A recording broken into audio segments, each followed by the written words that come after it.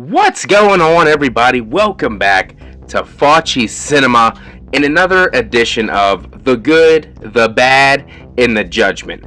Now, we just got out of February, which obviously, Valentines Day. It's all about the lovers, you know what I mean? We had some Valentine's Day slashers in the past, but it's not like they're overflowing. So this year, we got a brand new Valentine's slasher / rom-com, and it was called Hard Eyes. And that is what we're going to talk about today. So let's just stop standing around. Let's start talking about it. Let's go.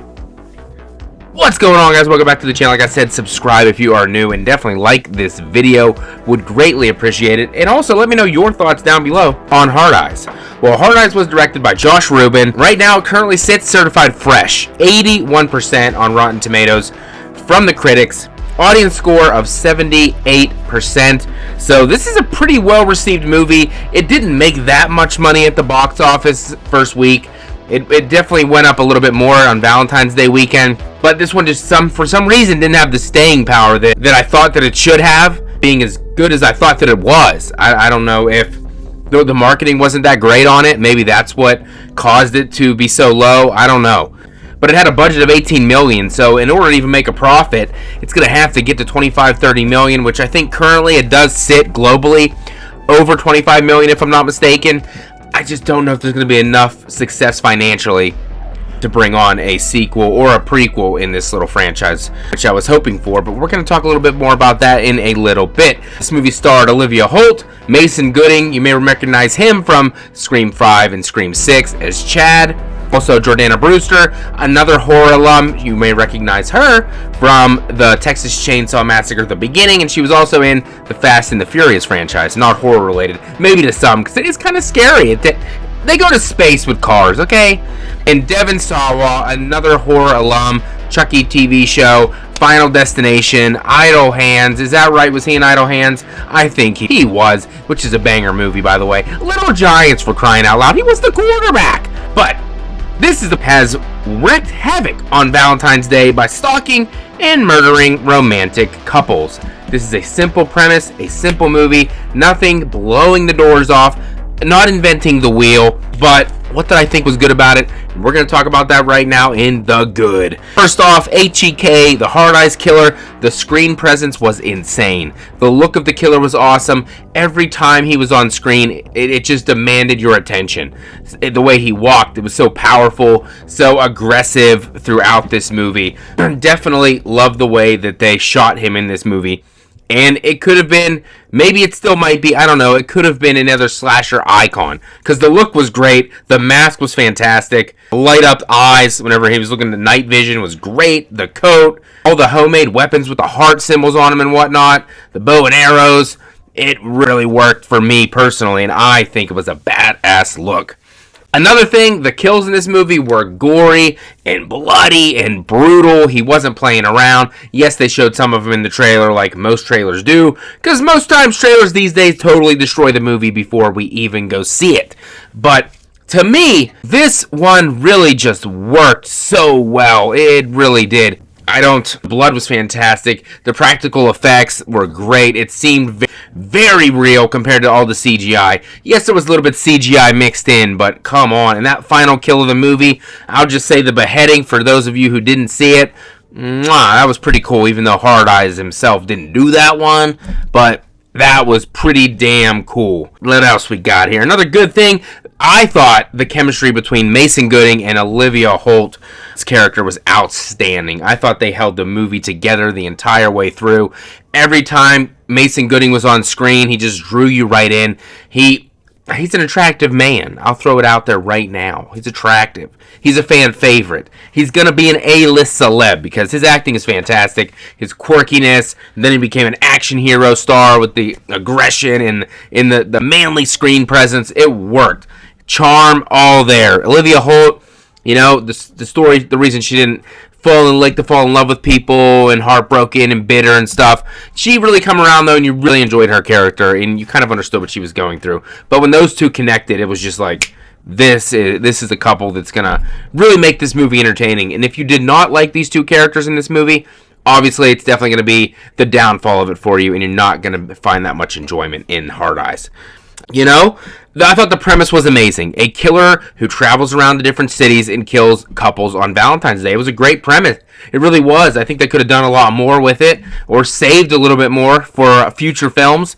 But the premise was great. Just, you never know what city he's going to be in. Every city got to be on high alert. Then they're going to have copycats. So it really was cool. You know, going for that Scream-esque vibe, which a lot of this movie kind of templated itself after. And I hear people bitching about that. But, I mean, it's Scream. It's one of the best horror franchises of all time. Whether it's consistency, acting, the cast.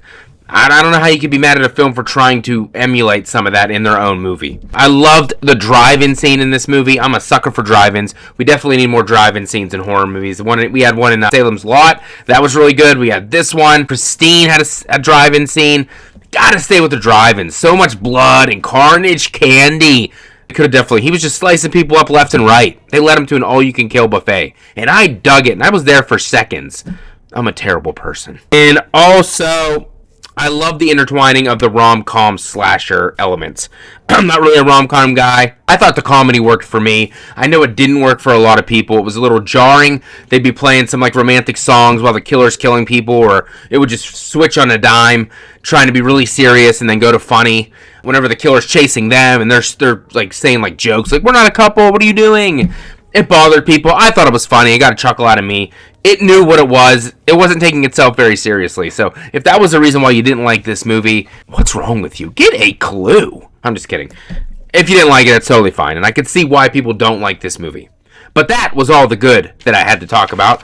Now we're going to switch it over to the bad. Even though I did like this movie a hell of a lot, obviously the third act was kind of a downfall for the movie for a lot of people. Whenever the killers run masks, you knew who the one was, and the other one, you were like, what? We didn't even know you were in this movie, really, and you turned out to be the main killer of this movie. Once you see him earlier, you'll know who I mean. And then the other killer, you know, I didn't see that one coming. I know a lot of people are like, oh, I kind of got it. I kind of got it the way they were acting. I didn't get it. Spoiler alerts if you haven't seen it. 3, 2, 1. Yeah, Jordana Brewster, I really didn't believe it was going to be her. I thought she really got hurt. I thought she was actually a good cop doing her job. But then after I rewatched it a second time and heard the way that she was talking about love and then trying to hook up with Mason Gooding character in the interrogation room, I kind of got that vibe. Me personally, I thought it was going to be the other one. I thought it was going to be Devon Sawa's character who was the killer, because he was kind of acting all tough and like, I don't know, just the way he was coming across. But I did enjoy Devon Sawa, and that leads to another bad item for me, and that's what I wanted more Devon Sawa. He was more like a glorified like cameo, really. He had one little interrogation scene. You saw him earlier in the movie when it opened. Speaking of which, the opening was fantastic at the Vineyard. That was good shit. But yeah, I think we needed more Devon Sawa. Every time he's on screen is great. He brings it another comedic aspect that I don't even know if he's trying to be funny, but it just comes across as funny. And any movie he's in is usually fantastic. So we definitely need more Devon Sawa in this movie. And I don't think they took full advantage of HEK. I think we could have, maybe not have done the reveal this way. Maybe leave them reveal-less. That way we could have sequels with the same killer. Maybe they got away, or it was a Scream aesthetic, and we have two killers. One gets killed or caught, and then the other one escapes to continue the massacre in different cities, which would have been great. I wish they would not have killed both of the killers in this movie. That was a huge downfall for me.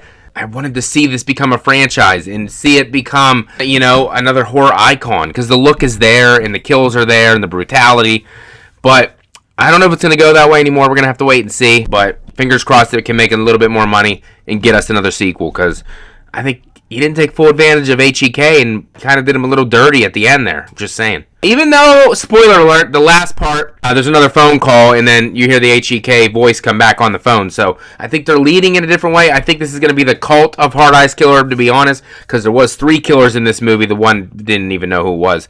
But I think there's going to be a cult of HEKs, and I am all for it. We couldn't do it in Scream, but we're going to do it in Hard Eyes. Let's go. Brings us to the last part of this series, and y'all know what time it is. It's time for the Judgment, ladies and gentlemen. The Judgment. I've seen this movie range from 2s to 4s. People say it's trash. People really loved it. Where did I sit? Where did Facci from Faccis Cinema rate motherfucking eyes. I gave Hard Eyes a 4 out of 5. I had a blast. Loved it from the beginning to the end. I love the intertwining of the themes, the romance, the comedy, the horror. It worked for me. Kills are great. Hard Eyes Killer is fantastic. Only downgrade, third act. But overall, it's a 4 out of 5 movie for me. It didn't reinvent the wheel, but it did its job and was entertaining as hell. And I loved every single minute of it. It's a great addition to the Valentines horror rotation. We had My Bloody Valentine. Yeah, My Bloody Valentine 1981. Then we had My Bloody Valentine Remake, which the original My Bloody Valentine should have got a sequel. So, fuck you guys for that one. And then we got, what else we got? There's a couple other. Valentine from 2001. We got that one. We got Hospital Massacre or X-Ray. That's one as well. But there's really not that many. We need some more, and this is a great addition, I think. And the last thing, obviously, like I said, hoping for a sequel or a prequel. But based on the financials, I don't really know if that's going to happen. Fingers crossed, though. I would like to see it. I had a good enough time with this one. Love to see Mason Gooding and Olivia Holt return for another movie. That would be badass since they ended up together at the end, which was utterly fantastic. And I need to know your thoughts on Hard Eyes.